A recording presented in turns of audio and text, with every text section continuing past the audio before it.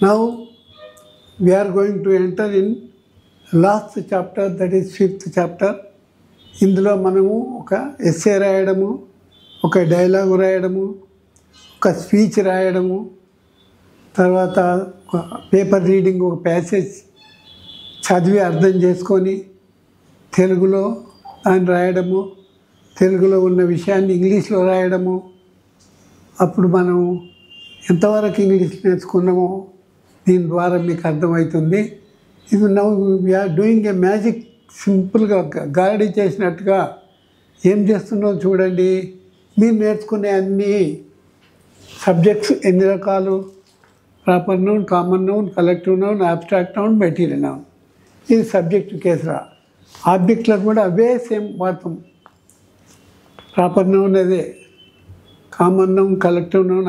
Proper noun అంటే రామ, కృష్ణ, సీత, మరి village పేరు, నదుల పేర్లు, సముద్రాల పేర్లు, పర్వతాల పేర్లు అన్నీ ప్రాపర్ నౌన్. ఇలా సబ్జెక్టులు అదే వాడతాం, ఆబ్జెక్టులు అదే వాడతాం. కామన్ నౌన్ పేర్లు. ఇప్పుడు రామ అని బదులు ది బాయ్ అంటాం, ఈ అంటాం ప్రణవంలా.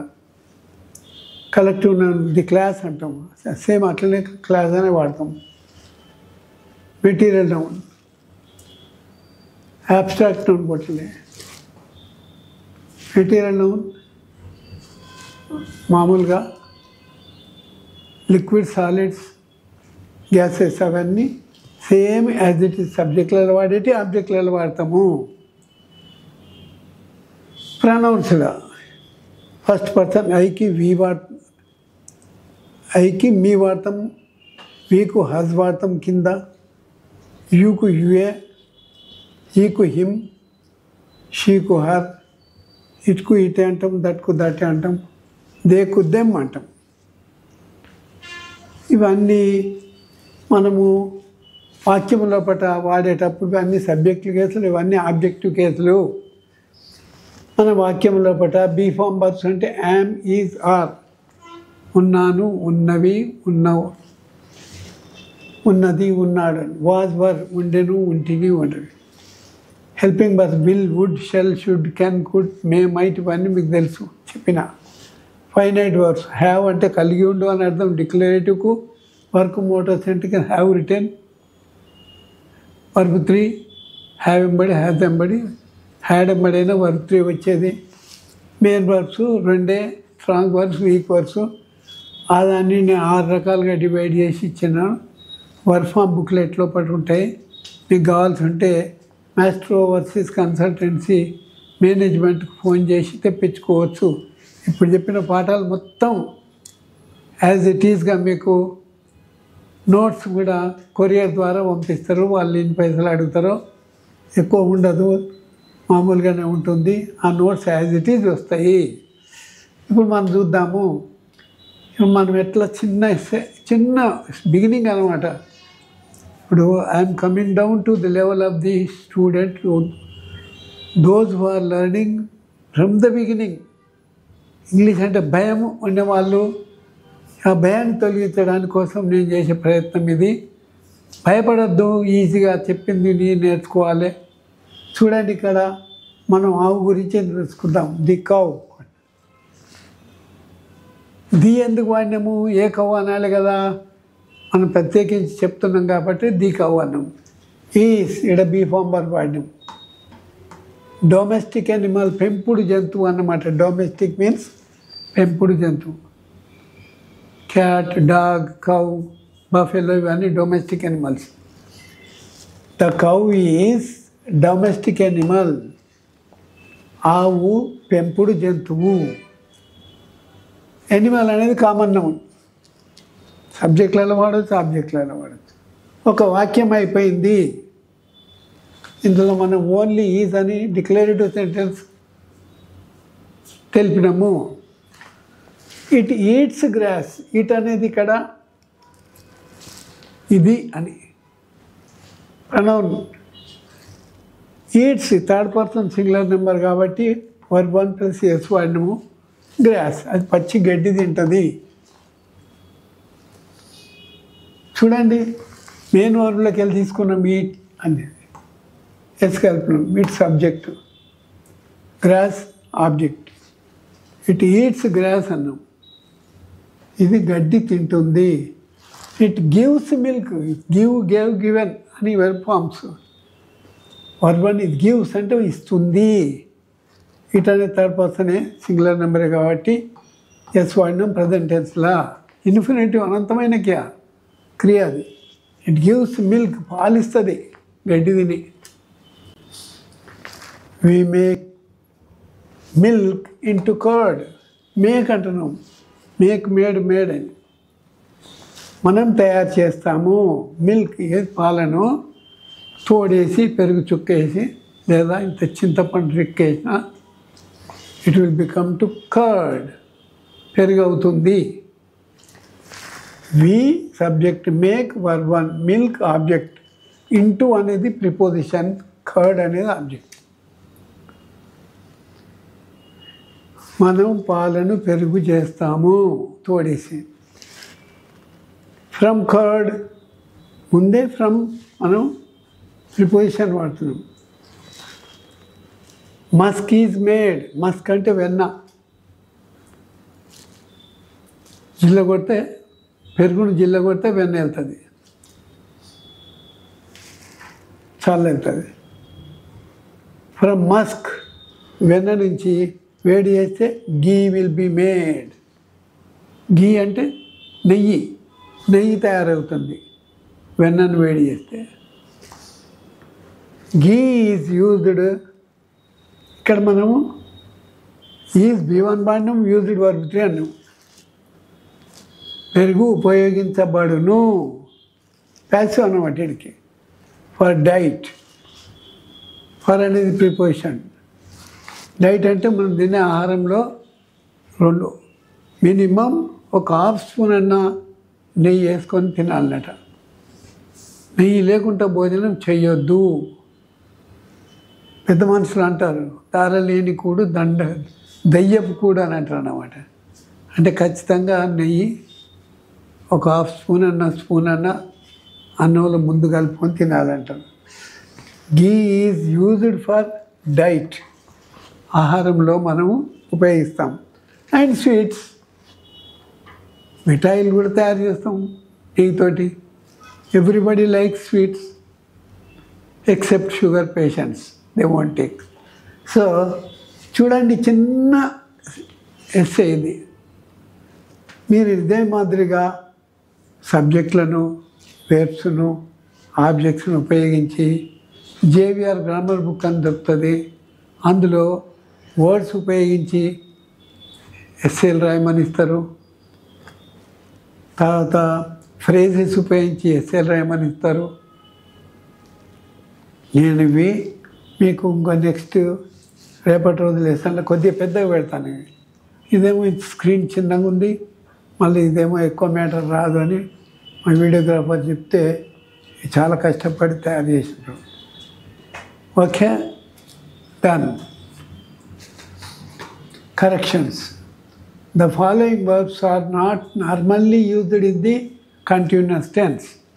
ఈ కింద ఉన్నటువంటి క్రియలు బిలీవ్ అంటే చూడండి, కళ్ళతో చూసేది, చెవులతో వినేది, నాలుకతో టేస్ట్ చేసేది, చర్మంతో స్పర్శ, మనసుతో ఆలోచించేది. 4 పంచేంద్రియాలు. ఈ పంచేంద్రియాల ద్వారా ఈ పదాలను మనం వాడినప్పుడు కంటిన్యూస్గా వాడొద్దు. ప్రజెంట్ కంటిన్యూస్ కానీ, పాస్ట్ కంటిన్యూస్ కానీ, ఫ్యూచర్ కంటిన్యూస్ కానీ వాడొద్దు. సింపుల్ ప్రజెంట్ టెన్స్నే వాడాలి. చూడండి, ఇక్కడ బిలీవ్ అంటే నమ్మకం, బిలాంగ్ అంటే చెందిన, డిజైర్ అంటే కోరిక, ఫీల్ అనుభూతి పొందడం, హ్యావ్ కలిగి ఉండు, హియర్ వినడము, నో తెలుసుకోవడము, లైక్ ఇష్టపడము, లవ్ ప్రేమించడము, మీన్ చాలా తక్కువ అని అర్థము, రెఫ్యూజ్ తిరస్కరించడము. మీన్ అంటే అర్థము అని కూడా మీనింగ్ అనేది దాంతో వచ్చింది. రిమెంబర్ గుర్తుంచుకోవడము. ఇవన్నీ కూడా మన పంచేంద్రియాలతో వచ్చిన పదాలు. స్మెల్ వాసన చూడడము ముక్కుతోటి, సీ కళ్ళతో చూడడము, రిక్వైర్ అవసరము, టేస్ట్ నాలుకతో రుచి చూడడము, అండర్స్టాండ్ మనము ఆలోచించి అర్థం చేసుకోవడం మెథడ్లో. వాంట్ కోరడం, విష్ కోరిక, హేట్ అంటే అసహించుకోవడం. ఇవన్నీ పంచేంద్రియాల ద్వారా వచ్చేటువంటి పదాలకు ఇవన్నీ ఇళ్ళ వర్డ్స్ ఉంటాయి, యాడ్ వర్డ్స్ ఉంటాయి. మరి వీటికి మనము కంటిన్యూస్గా వాడద్దు. I am having a car అనొద్దు, ఐ హ్యావ్ ఏ కార్ అనాలంటే. పాస్ట్ టెన్స్లో I had a car, past పర్ఫెక్ట్లో ఐ హ్యాడ్ ఏ కార్ అనాలి, ఫ్యూచర్ పర్ఫెక్ట్లో I will have a car అనాలి. కానీ I am having a car, I was having a car అనొద్దు. I am believing in God, I am నేను, believing అంటే నమ్ముతున్నాను, in God దేవుని నమ్ముతున్నాను. మరి ఇన్నెందుకు వాడిన? గాడ్ సింగులరే కదా అంటే సర్వవ్యాపకుడు దేవుడు, మొత్తం ప్రపంచంలో ప్రతి అణువుల ఆవరించుకొని ఉన్నాడు కాబట్టి, ప్రపంచమే ఆయన లోపల ఉంది కాబట్టి ఇన్ వాడతాం. I am believe in God, I am believing in God అనేది తప్పు. ఐ బిలీవ్ ఇన్ గాడ్ అనాలే, నేను దేవుణ్ణి నమ్ముతా అన్నట్టు. I am loving my parents అనొద్దు, కంటిన్యూస్ ప్రజెంట్ కంటిన్యూస్లో ఉంది. ఐ లవ్ మై పేరెంట్స్ అనాలి, నా తల్లిదండ్రులను నేను ప్రేమిస్తా. సో ఇవన్నీ బాగా గుర్తుంచుకోవాలి. Spelling test. Parliament, PRLIAMENT, LIE కాదు,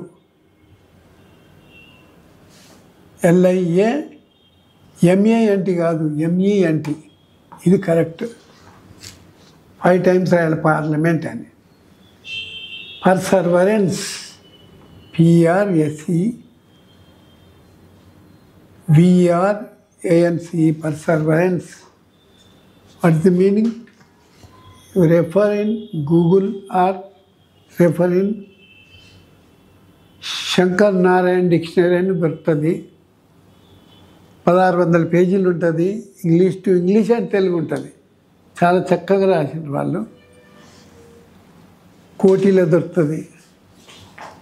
ఆంధ్ర బ్యాంక్ పక్కకు రాజకమల్ బుక్ డిపో అని, నీలకమల్ బుక్ డిపో అని ఉంటాయి. దాచపల్లికి ఇష్టే షాప్ ఉంటుంది, అందులో దొరుకుతాయి. అది కొని పెట్టుకుంటే ఒక్కసారి కొంటే అయిపోయి 350 రూపాయలు పెడితే 3 తరాల వరకు పనికి వస్తుంది. మీకు, మీ పిల్లలకు, మన్నలకు కూడా అటువంటి ఇంట్లో ఉండాలి. పారామెటికల్, దిస్ ఈజ్ PHARMACEUTICAL, పారామెటికల్ అంటే ఔషధ సంబంధమైనటువంటి. ప్రొనౌన్సియేషన్, ఇది PRONUNCIATION. ఇక్కడ PRONOUN ఉంది, ఇక్కడ PRONUNCAI ఉన్నది, TION ఉంది, ఇక్కడ IATION అన్నమాట. ఇది ప్రొనౌన్సియేషన్, ఉచ్చారణ. రికమెండ్, RECOMMEND, MEND కాదు, MEND కాదు,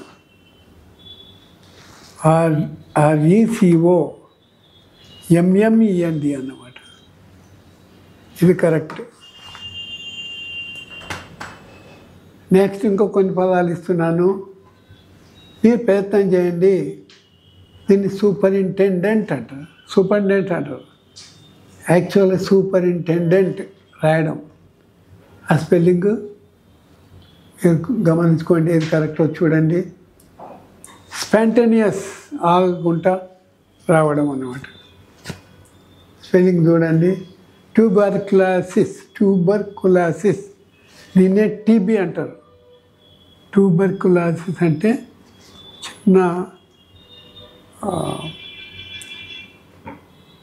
శరీరం లోపల ఒక సూక్ష్మజీవి, అది ప్రవేశిస్తే మనిషి రోజులో క్షీణించిపోదు. క్షయవ్యాధి, దాని స్పెల్లింగ్. అన్టచబుల్, చూడండి బాగా మీరు, ఇట్లా కరెక్ట్. 1 2 3 4 ఇచ్చాము. నెక్స్ట్ ఇప్పుడు వెర్బ్స్ కొన్ని నౌన్స్గా, అడ్జెక్టివ్స్గా, యాడ్వర్బ్స్గా మారుతాయి. అప్రూవ్ అంటే అంగీకరించబడి, మంజూరు చేయబడింది. అప్రూవింగ్ అడ్జెక్టివ్ అన్నమాట. Approval noun, approvingly adverb. Attend హాజరవడం, అటెంటివ్ అడ్జెక్టివ్ ఇది హాజరుకు. అటెన్షన్ నౌన్ అది.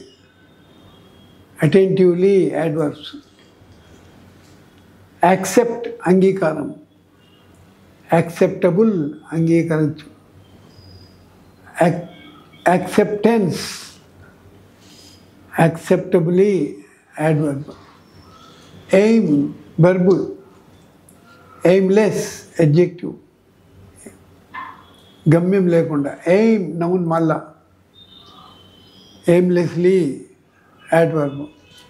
బేస్ ఆధారం, బేస్ అడ్జెక్టివ్ మళ్ళా. బేస్లెస్ నౌన్స్ అది ఆధారం లేకుండా. Basically L L Y S. బేర్ భరించు, బేరబుల్ తగిన. బేరర్ భరించేవాడు. ఇవి ఒక పదం నుంచి అడ్జెక్టివ్ ఎట్లయింది, నౌన్ ఎట్లయింది, యాడ్వర్బ్ ఎట్లయింది, వెర్బ్ నుంచి మళ్ళీ నౌన్ నుంచి వెర్బ్ ఎట్లయింది, నౌన్ నుంచి యాడ్వర్బ్ ఎట్లయింది, ఒకదానికోటి మారుతుంటాయి. అవి తెలుసుకొని ఉంటే మనం దాన్ని ఎప్పుడు ఎట్లా వాడాలి అనేది మన పనికి వస్తుంది. రైట్.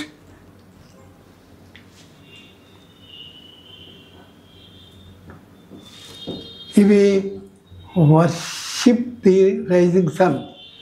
వర్షిప్ అంటే పూజించడం. నిజానికి రైజింగ్ సన్ అంటే ఉదయిస్తున్న సూర్యుడు. ఈ వర్షిప్ ది రైజింగ్ సన్ ఇది మొత్తం ఒక ఫ్రేజ్. ఇది ఈ ఫ్రేజు దాని యొక్క అర్థం ఏంటంటే కొత్తగా వచ్చిన అధికారిని గౌరవించడం అన్నమాట.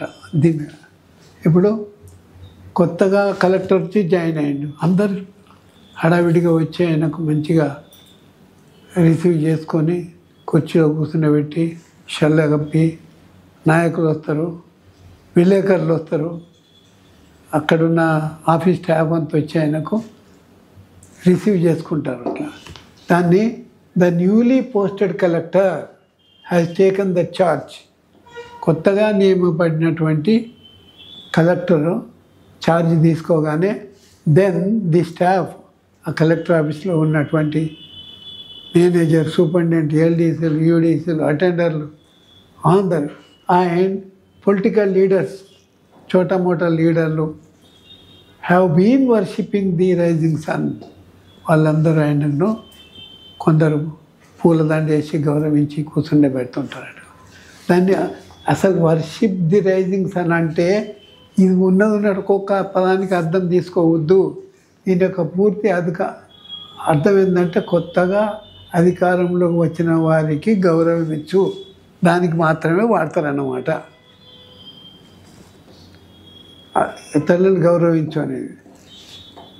ఇప్పుడు ఈడేమంటే ఇది పిక్ అనేది వర్బ్. ఇది క్వారల్, పిక్కే క్వారల్ విత్ అంటే కావాలని గెలికి పంచాయతీ పెట్టుకుంటారు కొందరు, ఇష్టం లేకపోతే. కావాలని తగులాడని ఒకరితో గెలికి తగు పెట్టుకోను అనే దానికి క్వారల్, పిక్కే క్వారల్ విత్ అంటారు. China too tries to pick a quarrel with India at border. China subject, too అంటే కూడా, పాకిస్తాన్ మాదిరినే. ట్రైస్ టు పిక్ ప్రయత్నం చేస్తుంటుంది, ఏ క్వారల్ తగులాడాలని, విత్ ఇండియా ఎట్ బార్డర్ భారతదేశంతో తగు పెట్టుకోవాలని చూస్తుంటుంది, చొరబడాలని చూస్తుంటుంది. ఇది మా రాజులు పరిపాలించిన ఈ ప్రాంతం, ఇది మాదే అంటారు. మరి అప్పటి కొన్ని వేల సంవత్సరాల నుంచి బ్రిటిష్ వాళ్ళ పరిపాలన నుంచి ఉన్న బార్డర్స్కు జరుపుకుంటూ వస్తారన్నమాట. అటువంటి దాన్ని ఏమంటారు, China too tries to pick a quarrel with India at border. China కావాలని గెలికి ఏదో ఒక విషయంపై సరిహద్దులో తగులాడుతుంది. ఓకే.